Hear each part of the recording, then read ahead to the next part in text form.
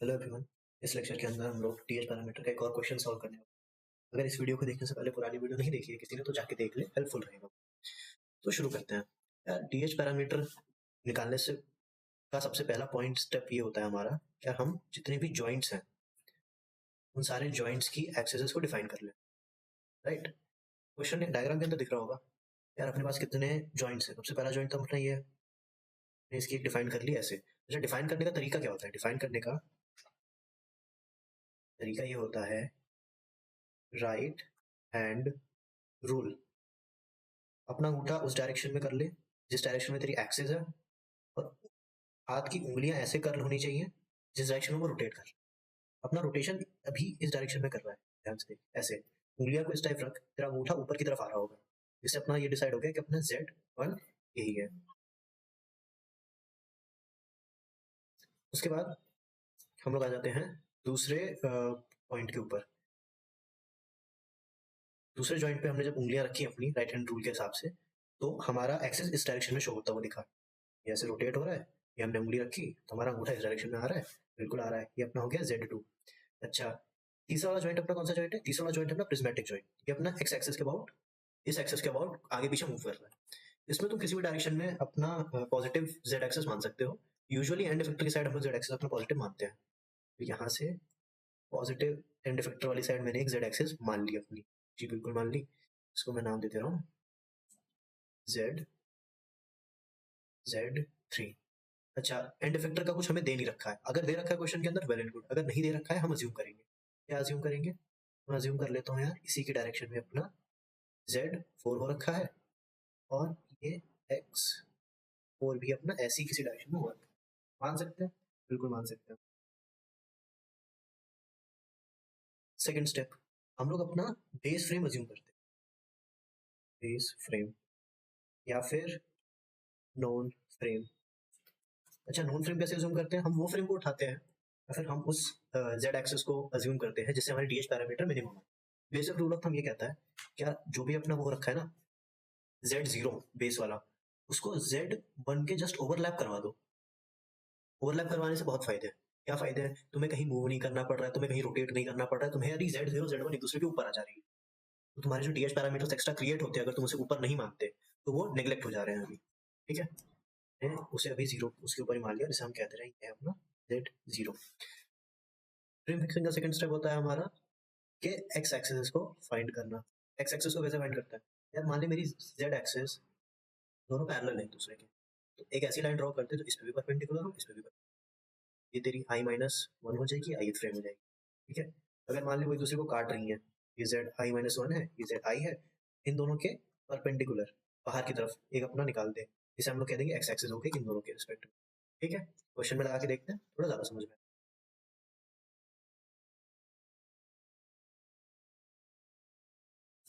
चलो क्वेश्चन में लगाते हैं। Z0 और Z1 एक दूसरे के पैरेलल है। हाँ पैरेलल है। एक दूसरे के ऊपर ही है। हाँ ऊपर ही है। एक ऐसी लाइन ड्रॉ करते हैं इन दोनों से, इस पे भी परपेंडिकुलर हो और इस पे भी परपेंडिकुलर हो। तो क्या मैं एक ऐसी लाइन ड्रॉ कर सकता हूँ? हाँ जी बिल्कुल कर सकता हूँ, नहीं कर सकता कैसे? मैं ऐसे ड्रॉ कर दे रहा हूँ ना। ये हमारी हो गई X0, क्योंकि इस पे भी परपेंडिकुलर है और Z1 वाले पे भी परपेंडिकुलर है। हो गया काम? बिल्कुल हो गया। अब आ जाते हैं यार Z1 और Z2 वाले पे। Z1 Z2 से अपने को मिल जाएगा X1। अच्छा, Z1 को जरा एक्सटेंड कर ऊपर, Z1 को जरा एक्सटेंड कर ऊपर की तरफ। मान ली Z1 तेरा ऐसे दिख रहा है, कुछ दिख रहा है, ये यहाँ पे इंटरसेक्ट कर रहा है, ये तेरी जा रही है Z2, ये आ गई Z1, ये अपनी आ गई Z2। इन दोनों के परपेंडिकुलर एक ऐसे निकल के आ रहा होगा कुछ। हाँ निकल के आ रहा होगा, तो अपनी इस डायरेक्शन में हो जाएगी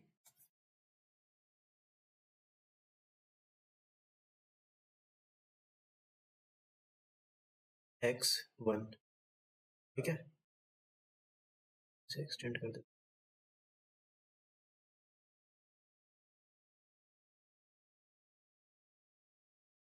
इंटरसेक्ट करके निकल के जा रही है, तेरी हो गई है X1।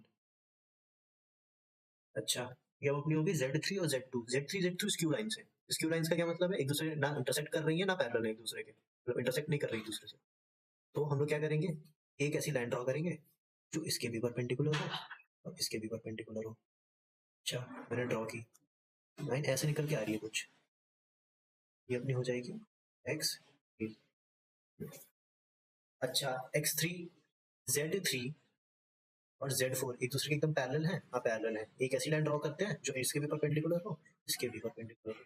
हाँ बिल्कुल, ये कंडीशन सेटिस्फाई कर रही है। देखो x मिल गई सारी की सारी, x मिल गई अपने को, z मिल गई सारी की सारी, हाँ z भी मिल गई सारी की सारी। ठीक है, अब क्या बचा? अब अपने को पैरामीटर निकालने बच गए। चलो आगे पैरामीटर निकाल लेते हैं, टेबल फिल करते हैं। ai-1 क्या होता है? z0 और उसके आगे वाला z1 की डिस्टेंस अलोंग जो नोन एक्स एक्सिस है उसके अबाउट। क्या मुझे यार इस वाले को इधर या इधर मूव करना पड़ रहा है इसके ऊपर लाने के लिए? नहीं करना पड़ रहा, ये अपना आ गया 0। अच्छा, दूसरा पैरामीटर क्या बताता है? क्या इसको यानी कि z0 को z1 के ऊपर लाने के लिए मुझे इस एक्सिस के अबाउट कुछ रोटेशन देना पड़ रहा है? नहीं देना पड़ रहा है क्योंकि एक दूसरे के ऊपर ओवरलैप कर रहे हैं, 0। अच्छा, ये अपना आ गया डी आई। डी आई क्या होता है? डी आई होता है जो x है और x2 है, x0 और x2 के बीच में क्या डिस्टेंस है, कि अगर मुझे इसको इसके ऊपर लाना पड़े तो कितना मूव करना पड़ेगा। अच्छा, मैं देख सकता हूँ मुझे L1 कुछ मूव करना पड़ेगा Z1 के अबाउट, ताकि मैं इसको यहाँ से यहाँ पहुंचा सकूं। समझ में आया? नहीं आया? फिर से बताता हूँ। फ्रेम 0 से फ्रेम 1 की बात हो रही है, फ्रेम 0 से फ्रेम 1 की बात हो रही है। अभी ये अपने पैरामीटर होते हैं जॉइंट पैरामीटर, राइट? बिल्कुल सही। तो क्या मुझे Z1 के अबाउट इस वाली एक्सिस को कुछ मूव करना पड़ेगा ताकि इसके ऊपर ओवरलैप कर जाए? हाँ करना पड़ेगा। कितना? L1 करना पड़ेगा, इसलिए यहाँ पैरामीटर लिख के आएगा हमारा L1। अच्छा, थीटा आई, क्या मुझे रोटेट करना पड़ेगा कुछ इसे? x0 को x1 के ऊपर लाने के लिए कुछ रोटेट करना पड़ेगा? मान लेते हैं ये रोटेशन नहीं कर रहा है, this is not a revolute joint, कोई जॉइंट नहीं। अगर मैं इसको सीधे से इसके ऊपर लाके रख दूं तो 0 आ जाएगा, लेकिन ये रोटेट भी तो कर रहा है थीटा 1, उसका थीटा 1 हम यहाँ लिख देंगे। बात समझ में आई? चलो 1 से सेकंड फ्रेम में जाते हैं, फर्स्ट फ्रेम से सेकंड फ्रेम के अंदर आ गए। क्या मुझे इन दोनों को Z1 ये रहा और Z2 एक दूसरे के ऊपर लाने के लिए कुछ करना पड़ रहा है?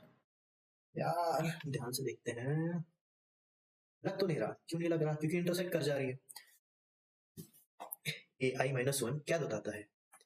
ai-1 ये बताने की कोशिश करता है, फॉर इस फ्रेम के रिस्पेक्ट में बात कर रहा हूँ, इस Z1 को Z2 के ऊपर लाने के लिए क्या मुझे x1 के अबाउट कुछ मूवमेंट करना पड़ रहा है? क्या मुझे x1 के अबाउट इसे कुछ मूव करना पड़ रहा है Z1 को? नहीं करना पड़ रहा, तो क्या वैल्यू आएगी अपनी उठ के? अपनी वैल्यू उठ के आएगी 0। बहुत बढ़िया। अच्छा, अल्फा i-1 क्या है? क्या मुझे इसे रोटेट करना पड़ रहा है x1 के अबाउट? क्या मुझे Z1 को इस एक्सिस के अबाउट रोटेट करना पड़ रहा है Z2 के ऊपर लाने के लिए? और मुझे रोटेट करना पड़ रहा है। यहाँ ध्यान से देख लीजिए, Z1 यह तेरी, Z2 यह तेरी, x1 मुझे इसे रोटेट करना पड़ रहा है ना? मुझे इसे 90 डिग्री रोटेट करना पड़ रहा है। 90 डिग्री को और क्या लिख सकते हैं? मुझे इसे π/2 डिग्री रोटेट करना पड़ रहा है। करते हैं, चलो। तो अब यहाँ ds पैरामीटर में लिख देते हैं इसे π/2 है, 90 डिग्री भी लिख सकते हो, तुम्हारी मर्जी है।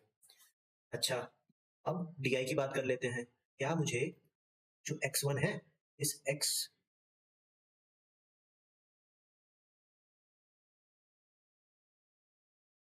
ओके शायद मैंने ये x2 होना चाहिए, लिख लिया।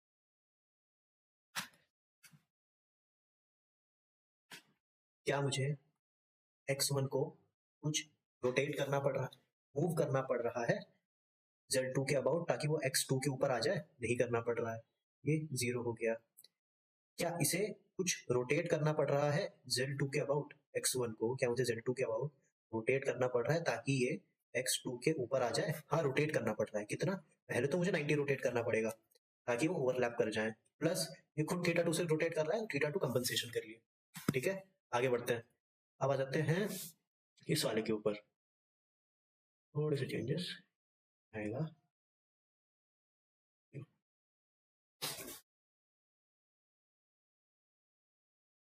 अच्छा, अब आ जाते हैं सेकंड फ्रेम से थर्ड फ्रेम के लिए।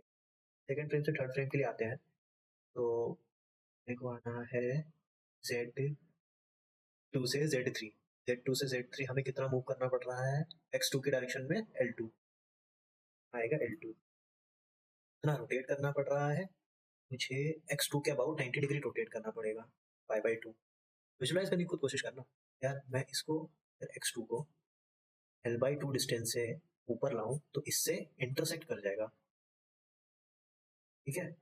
अब मैं X2 के अबाउट अगर मैं इसे Z2 को 90 डिग्री घुमाऊं तो ये Z3 के ऊपर आ जाएगा, इसलिए मैंने π/2 लिखा, यहाँ L2 लिखा। अच्छा, उसके बाद क्या कहते हैं, DI की बात आती है।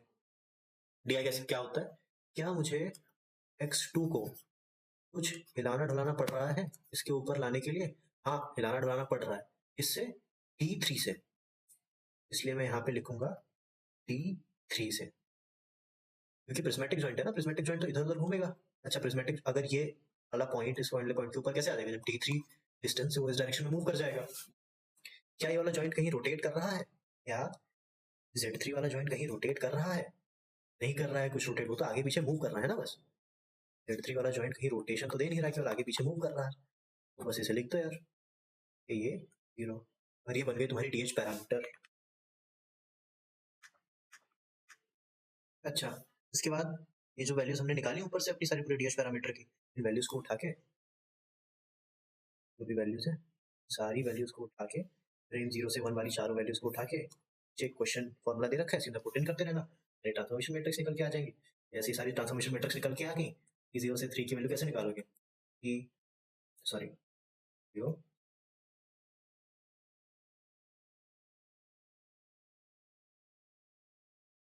T3 से T0 की वैल्यू कैसे निकालेंगे, T1 with respect to 0 multiply by T2 with respect to 1 multiply by T3 with respect to 2, सारी वैल्यूज को मल्टीप्लाई कर दो, दोनों मैट्रिक्स निकल के आ जाएगी, ये तो आंसर हो जाएगा।